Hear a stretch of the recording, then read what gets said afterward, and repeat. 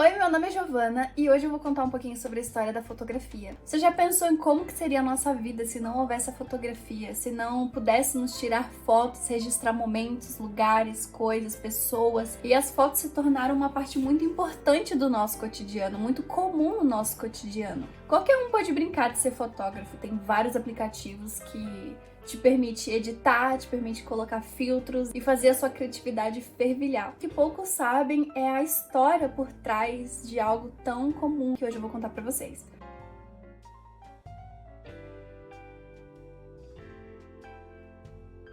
Tudo isso já começou cerca de 350 anos antes de Cristo, ou seja, tem bastante tempo, com Aristóteles, onde ele inventou todo o conceito por trás da fotografia. Se você não sabe, foto significa luz e grafia significa escrever, então é a escrita da luz. E tudo isso começou quando ele teve a brilhante ideia de inventar o que hoje chamamos de câmara obscura, que consistia numa caixa ou numa sala que tinha um furo e por dentro desse furo a luz de fora entrava e reproduzia a imagem na superfície interior da caixa ou dessa sala. E ele utilizava essas imagens para estudos astronômicos, até então não era exatamente a fotografia, né? Só que tinha alguns problemas. Primeiro é que essa imagem ela aparecia invertida, segundo que ela não era muito nítida e terceiro que essas imagens não eram permanentes, não haviam formas de imprimi-la. Mas esse método foi bastante utilizado inicialmente por artistas, porque era uma maneira mais fácil de copiar as imagens de forma mais fiel. E muitos artistas rascunhavam as suas obras em câmaras obscuras.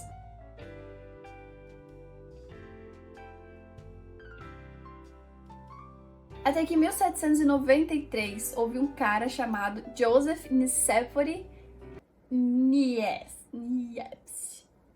Joseph Nicéphore Niepce.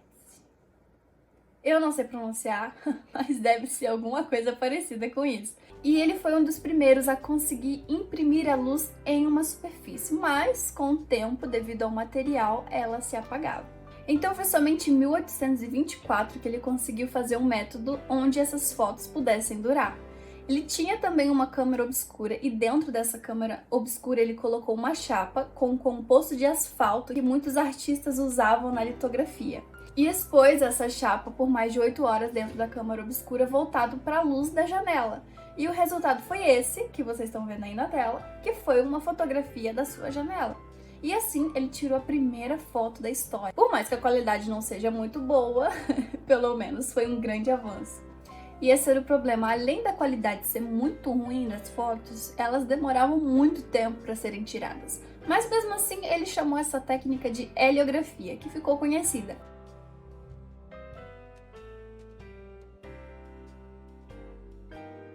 Então surgiu um respeitado artista parisiense chamado Louis Daguerre, que ele ficou muito curioso a respeito da técnica que Niepce havia inventado.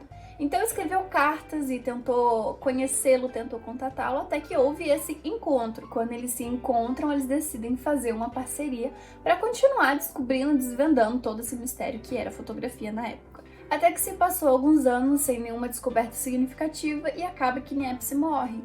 Então Daguerre, que era um artista e não um cientista, isso é muito importante, ele não era um cientista, ele era um artista. Ele acaba pegando as anotações de Niepce e anuncia uma descoberta que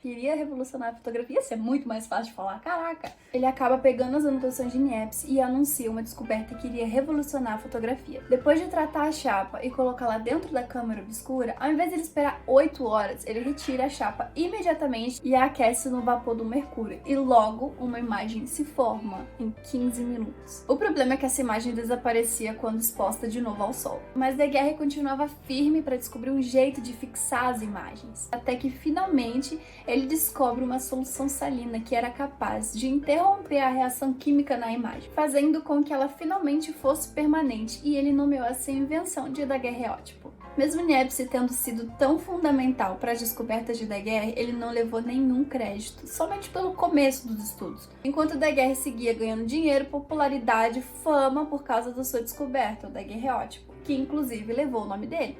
Mas então os daguerreótipos logo se tornaram muito populares. Em pouco tempo já estavam em todos os países e todo mundo queria. Só que era muito caro, então somente as classes mais altas poderiam ter.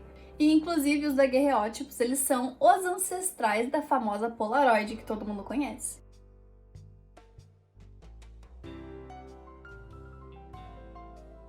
Bom, seguindo essa mesma ideia, havia outro cara que também estava trabalhando nisso. O nome dele era William Henry Fox Talbot, e ele não sabia que Daguerre também estava fazendo as mesmas pesquisas. Isso foi antes do daguerreótipo surgir. E foi em 1835 que Talbot criou os negativos da fotografia. Ele precisava expor ao sol com outro papel quimicamente tratado para poder surgir o positivo. E assim ele acaba de criar cópias na fotografia. Seu primeiro impresso foi a janela do seu escritório, mas infelizmente ele não compreendeu a grandiosidade e o tamanho do que ele havia descoberto. Ele deixou esses estudos de lado. Até que mais tarde, quando Daguerre começa a publicar sua invenção e fatura muito com isso, Talbot até tenta voltar ao ramo e mostrar ao mundo o que ele havia descoberto, só que ele não obtém muito sucesso e nem muito dinheiro com isso.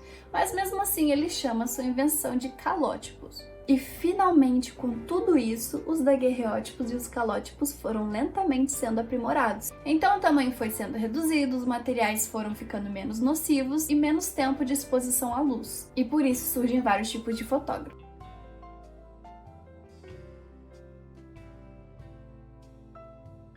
A primeira que eu vou falar é a fotografia de viagem. Ela teve um forte impacto na imaginação mundial, porque agora lugares inacessíveis e distantes poderiam ser capturados e levados para casa. E surgem então fotógrafos profissionais que superam diversas dificuldades, como carregar os materiais que eram pesados, as chapas frágeis, o sol, a escuridão, vários perigos físicos somente para registrar lugares.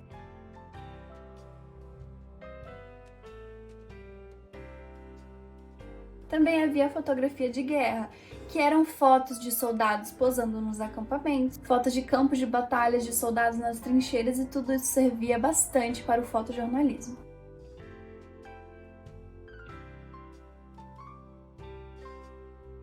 Havia a fotografia documental, que essa é muito interessante. Fotógrafos decidiram registrar como que era a vida nas favelas das cidades. E por essa razão, essas imagens ajudam a criar leis trabalhistas e de moradia. Isso é muito legal.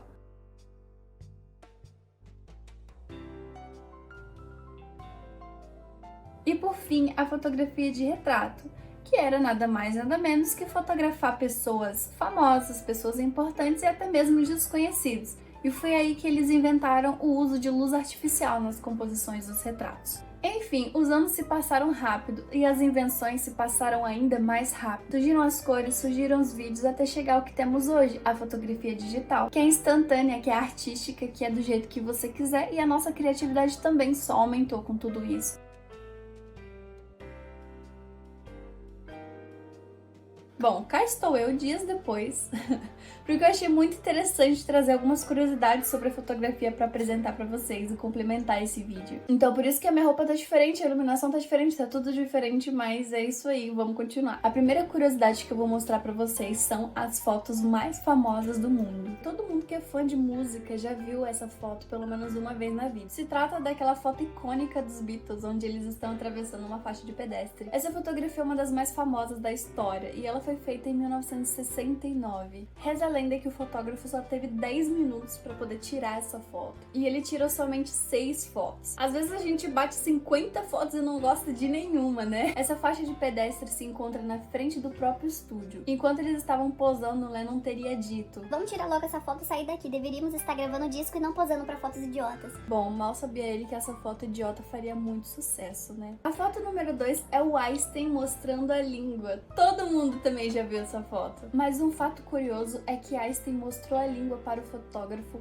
como uma forma de descontentamento, porque era aniversário dele e tinha muitos fotógrafos e repórteres enchendo o saco dele. Então, quando o fotógrafo pediu para que ele fizesse uma pose, ele mostrou a língua como forma de descontentamento perante a situação inteira. A número 3 é dessa menina afegã, e eu não sei pronunciar o nome dela, então vou escrever aqui.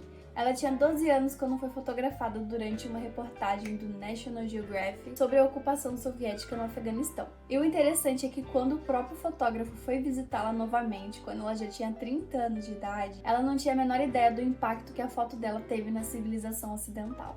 Próxima curiosidade é a maior câmera fotográfica do mundo. Ela se chama câmera mamute. Ela pesava 640 quilos e media aproximadamente 4 metros de comprimento. Era transportada num vagão especial e precisava de 15 homens para poder mover a câmera e tirar uma foto. E ela era tão grande que para limpar a câmera precisava que um funcionário entrasse dentro dela. Próxima curiosidade, quando foi tirada a primeira foto colorida e qual que foi essa foto? Bom, ela foi tirada em 1861 por um físico escocês que ele estudava como o olho humano percebe as cores. E com base nesses estudos ele decidiu tirar a mesma foto, só que com 3 filtros diferentes. O jeito como ele conseguiu tirar essa foto colorida não é, obviamente, como os dias de hoje, mas eu diria que foi interessante. Ele tirou a mesma fotografia usando as técnicas do preto e branco, só que com filtro de 3 cores diferentes, e depois juntou tudo.